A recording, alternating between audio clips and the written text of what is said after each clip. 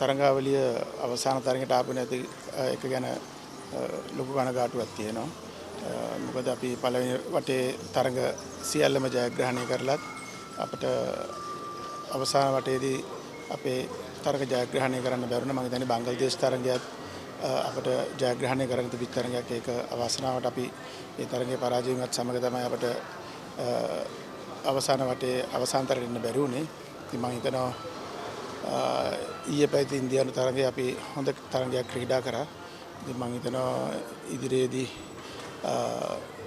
තව අපේ තියෙනවා නම් දේවල් අඩුපාඩු හදන්න තියෙනවා. හදාගෙන අපි ඉදිරියට යන්න ඕනේ. හැබැයි අවසන් තරඟයක් තිබ්බද?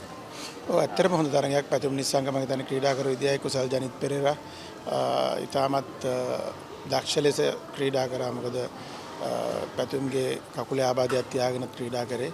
ඉතින් මම හිතනවා ඉන්දියාව තරගයේ අපි ක්‍රීඩා කරපු විදිය දැක්කම මම හිතනවා අපේ ඉන්නේ හොඳ කණ්ඩායමක්. ඉතින් ඒ කණ්ඩායමේ පොඩි ඒ අඩුපාඩු තියෙන දේවල් අපි හදා ගන්න ඕනේ. ඉතින් තරගාවලියක් හැටියට අවසාන තරගයට ආපු නැති එක කනගාටුව තියෙනවා. ඒ වගේම ඊයේ තරගය නම් මම හිතනවා අතිවිශිෂ්ටයි ඊටම හොඳ තරගයක්. ටයි වුණා. ඉතින් සුපර් ඕවර් එකේ තමයි තරගයේ අපි පරාජයටපත් වුණේ.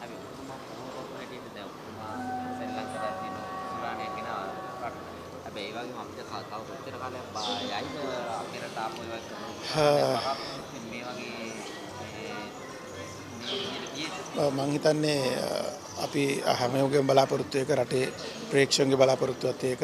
ඉතින් අපේ කණ්ඩායමේ බලාපොරොත්තුවත් ඒක. අපි ඒක උපරිමයෙන්ම කැප වෙලා ඉන්න කණ්ඩායමක් හැටියටත් මම පුහුණුකරු හැටියටත් ශ්‍රී ලංකා ක්‍රිකට් එකත් ඒක ලොකු වගකීමක් අපිට තියෙන. ඉතින් ඒක අපි ඉෂ්ට කරන්න ඉදිරියේදී තියෙන හැම තරඟාවලියක්ම හොඳට කරලා අපි බලන්න ඕනේ ලංකාවේ තියෙන ලෝක කුසලානිදී අපි හොඳ තැනකට ගේන්න කණ්ඩායම උපරිම ශක්තිය යොදන්න තමයි මගේ බලාපොරොත්තුව. අපි දැක්කම හැමතිස්සෙම මැච් එක පරාජය වුණාම හැමෝම කියනවා ඒක මගේ අතින් මිස් වුණා ඒකවත් කියන්න බෑ නේද? ඒගොල්ලෝ මේ කියනවා. හැබැයි කියනකොට ඊට වඩා දෙයක් වෙන්න ඔව් මම හිතන්නේ වගකීම් බාර ගන්න එක හොඳ දෙයක්.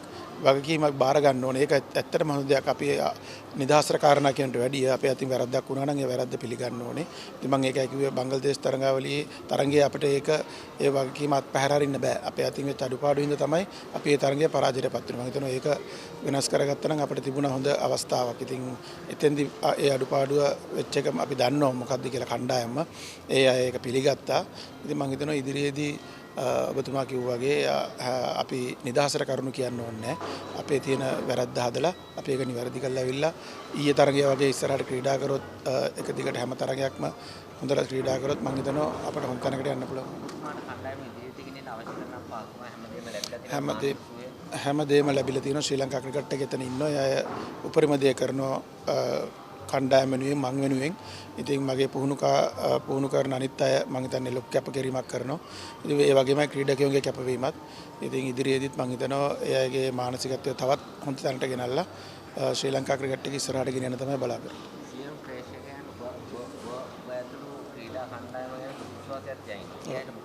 ඇත්තට මේ විශ්වාසය තියන් ඉන්න එක හොඳයි. මම දකිනවා ලොකු බලාපොරොත්තුවෙන් ඉන්නේ. ඉතින් ඒ බලාපොරොත්තු ඉෂ්ට සිද්ධ කරන්න තමයි මේ හැම ක්‍රීඩකයෙක්ම මහන්සි වෙන්නේ. මම හිතනවා එයා ඒක උපරිමයෙන්ම කරනවා රට වෙනුවෙන්. මමත් එතන ඉන්නවා කැප වෙලා. ඉතින් ශ්‍රී ලංකා ක්‍රිකට් එක ඒ හැම දෙයකටම උදව් කරනවා. ඉතින් මම හිතනවා අපි ඒ බලාපොරොත්තු ඉෂ්ට කරන්න ඕන මේ ප්‍රේක්ෂක වෙනුවෙන්.